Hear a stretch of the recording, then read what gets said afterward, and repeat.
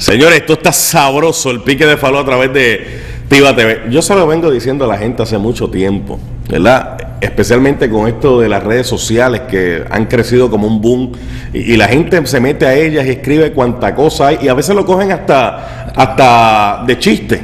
Yo he leído unos comentarios por ahí que a veces uno dice, este no sabe lo que está haciendo, porque en cualquier momento te va a tocar el FBI la puerta o va a venir un funcionario federal a decirte, oye, tú acabas de hacer una amenaza. Y entonces lo hacen en chiste. Es como el que llegaba a un aeropuerto antes, que llegaba a un aeropuerto y decía, tengo una bomba, pensando que era una broma. Hoy en día usted llega a un aeropuerto y dice eso, tiene 10 agentes encima, está gestado y tiene un problema serio, ¿sabe? No, lo pueden poner en la lista negra. Sí, tiene un problema serio. Y permanente.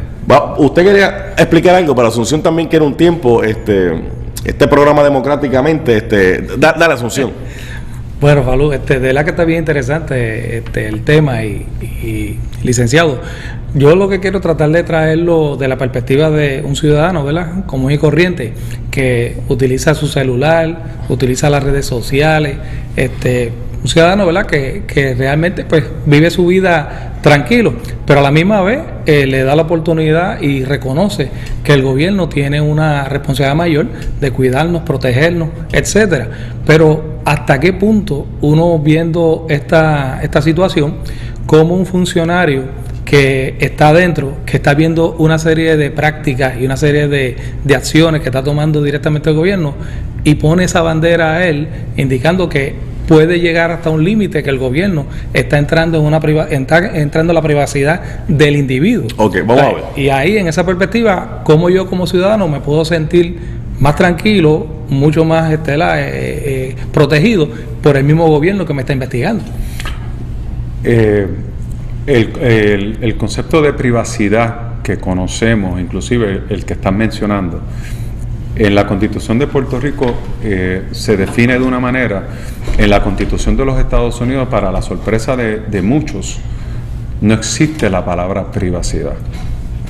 El concepto de privacidad constitucional americano surge en los 60 como decisión de una opinión que escribió el juez William Douglas bajo el tribunal, la corte de Earl Warren como juez presidente y de Hugo Black, en donde en el caso Griswold versus Connecticut reconocen por primera vez el concepto de la privacidad dentro del marco constitucional de los Estados Unidos. O sea que estamos hablando de historia contemporánea americana. Ahora volvemos. La preocupación de que el Estado abuse de los poderes delegados debe de siempre existir. Y yo, en mi caso en particular, soy un gran defensor de los derechos civiles y un gran defensor de los derechos constitucionales, específicamente los que conciernen la enmienda número 4 y todas las disposiciones de la Carta de Derechos, específicamente de la 1 a la 8 de la Constitución de los Estados Unidos. Ahora, existen recursos. Lamentablemente, en el caso de Puerto Rico, no tenemos franquicia en el Senado, no tenemos franquicia en el Congreso, no tenemos franquicia en la rama ejecutiva, así que estamos marginados, pero la nación tiene la capacidad de entender lo necesario, de limitar el poder que tiene no solamente el Congreso y la rama ejecutiva, sino el gobierno en su totalidad, porque el que tiene la última palabra dentro del contexto constitucional de los Estados Unidos siempre es el soberano. Y el soberano dentro del contexto constitucional americano es el ciudadano.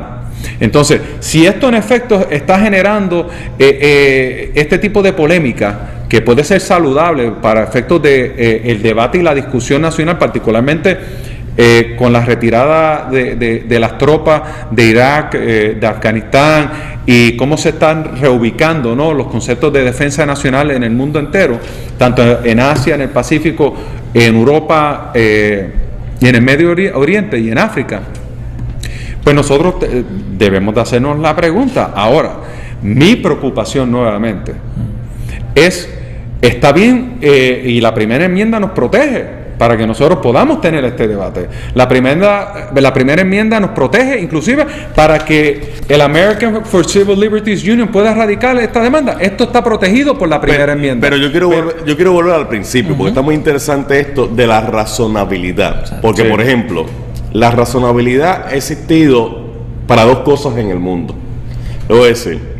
O para que nos protejan, porque alguien razonablemente piensa que podemos ser víctimas, ¿verdad?, de un ataque, podemos ser víctimas de un atentado. Acabamos de presenciar por unos eso. años. Pero también está la razonabilidad de aquel que quiere perseguir a alguien por sus intereses. Pasó en Watergate, donde los republicanos intervinieron las líneas telefónicas de los comités de los demócratas y eso costó una presidencia, porque los entes de seguridad fueron mal utilizados. Y ahora estamos observando cómo el Departamento de Rentas Internas del gobierno federal también hizo un profiling, un perfil de personas que no le querían dar excepciones contributivas para que eso pudiese generar un impacto político. Eso yo creo que más o menos lo entienden el ciudadano promedio. De hecho, ahora mismo el secretario de Justicia de los Estados Unidos ha tenido que ir hasta a unas vistas a deponer porque tenían unos teléfonos de unos periodistas intervenidos de la AP y la AP levantó el grito en el cielo. Pero a mí no me sorprende eso porque ya, inclusive el Tribunal Supremo de los Estados Unidos había expresado temprano en el nuevo milenio de que ni aún la prensa tenía inmunidad sobre la aplicación del Patriot Act, porque han detectado inclusive periodistas, para decirle, han detectado periodistas, abogados, ingenieros, profesionales de toda índole, que se han prestado para realizar actos afirmativos para ayudar y darle apoyo a enemigos combatientes de los Estados Unidos. Eso es una realidad. Y estas personas no solamente las han enjuiciado, sino que han pagado el precio con su libertad. Muchos de ellos están siendo enjuiciados, inclusive personas dentro del ejército, que han violentado su juramento de protegernos a todos nosotros. Por eso es que pagamos las contribuciones y por eso el ejército las aportaciones se las da el Congreso. Ahora, la llave de todo esto la tiene el Congreso. Si el Congreso, en efecto, porque es difícil pensar que un Tribunal Supremo de los Estados Unidos que acaba de determinar que la policía en toda la nación puede hacerle la prueba bucal a una persona arrestada y colectar y centralizar un banco de data de DNA, va a decir ahora que cuando lean la Constitución en su totalidad, que de repente ahora cada vez que una persona que tenga acceso a información privilegiada, confidencial o sensible, puede de repente tener un cambio de opinión y divulgar esa información a medios que le van a llegar a las manos de enemigos de los Estados Unidos de América. Y le digo algo, licenciado, nuevamente, ¿verdad? Para ir al planteamiento. Se puede utilizar bien, pero de la misma forma se puede utilizar para perseguir. Es correcto, pero quería explicarle algo ahorita. Antes que vaya, disculpe, yo sé que esto está sabroso. Asunción, esto está sabroso. Muy interesante. La gente piensa que cuando el FBI, ¿verdad?, va a hacer una intervención telefónica o una agencia esta de gobierno, es que se trepa esta gente haciéndose pasar por un empleado de la telefónica en el poste, engancha dos, como era antes, ¿verdad?, engancha dos ganchitos y empieza a escuchar las conversaciones. No funciona de esa manera. No. Es bien complicado. Explíqueme, que para eso usted está aquí como es bien complicado.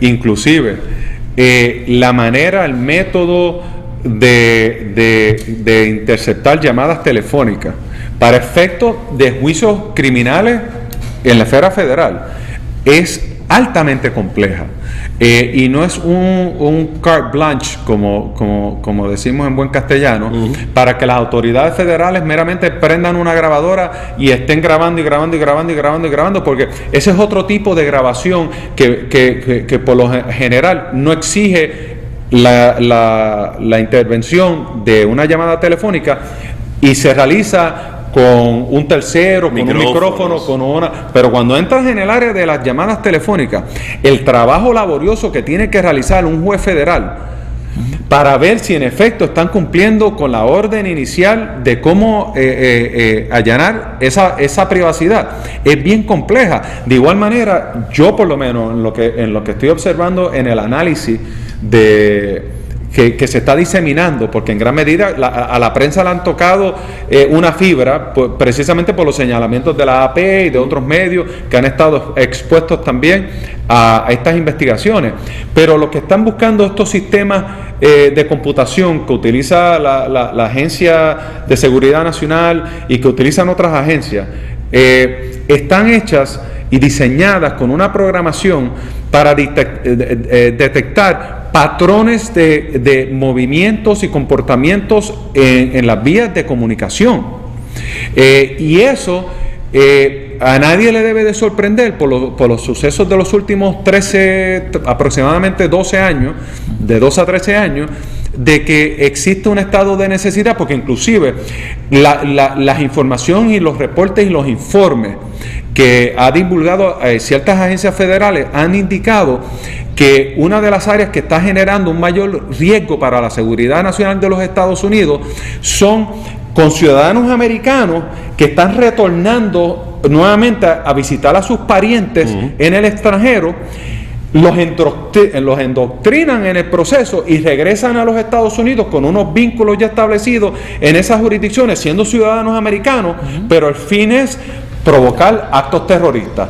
Entonces, utilizando la palabra razonabilidad, ¿qué otra herramienta o qué otro recurso puede utilizar el gobierno de los Estados Unidos para tratar de detectar si en efecto estas personas, ciudadanos americanos con familias en el extranjero, se están preparando y organizando para cometer nuevos actos terroristas en contra de los Estados Unidos? Si las leyes existentes necesitan ser enmendadas, alteradas, modificadas, para que los ciudadanos sientan que sus libertades no se van a ver afectadas más allá de lo que sea razonable, pues ese debate lo podemos tener, es un debate responsable, pero yo personalmente, como ciudadano americano y persona que creo en la ley y el orden, y me recuerdo muy bien el problema, la guerra civil y lo que hizo John Brown en Harper's Ferry, en lo que era en aquel entonces Virginia, cuando los ciudadanos toman la ley en sus manos, cuando de repente un funcionario de una agencia de seguridad nacional se siente en la libertad de que puede terminar su vida, que es casi un acto suicida, y así mismo más o menos lo esbozó, y empieza a divulgar la información.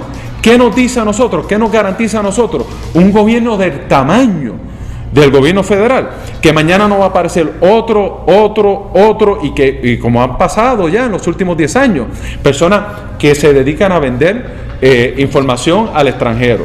O sea, tiene que haber un control, y tiene que haber un control que exponga a estas personas que toman las leyes en sus manos y que se expongan a los enjuiciamientos criminales y se defiendan si ellos entienden que la Constitución la están violentando, y ellos tienen la razón, que se defiendan, pero en la jurisdicción americana, no divulgando. Hace pique, señoras y señores. Yo voy a dejar otra vez licenciado Alfredo Castellano, analista internacional, porque a la verdad que Asunción, tú que siempre eres activo en la discusión, te he visto ahí. Sumamente interesante y tranquilo, de verdad. Vamos a hacer la pausa para entrar contigo, ¿verdad? En tu análisis.